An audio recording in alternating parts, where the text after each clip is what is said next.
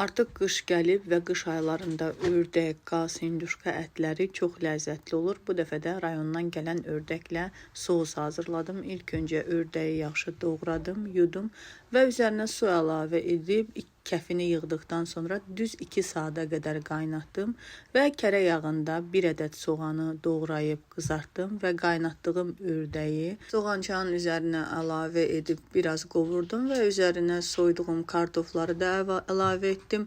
Üzərinə 2 ədəd doğradığım pomidor da əlavə edib 4-5 dəqiqə bir yerdə qovurduqdan sonra üzərinə ördəyin bulyonunu əlavə etdim və qapağı örtülü şəkildə kartoflar bişənə qədər bişirdim. Üzərinə duz, istiot zövqə görə əlavə etdim və çox ləzzətli bir yemək alındı. İnandırım sizə. Ət pambıq kimi bişmişdi. Videoda da görsənir. Bir sözdə çox möhtəşəm bir yemək alındı. Fikir olsun deyə paylaşdım. Əgər ördək əti sevirsinizsə, ördəkdən belə ləzzətli sous hazırlaya bilərsiniz.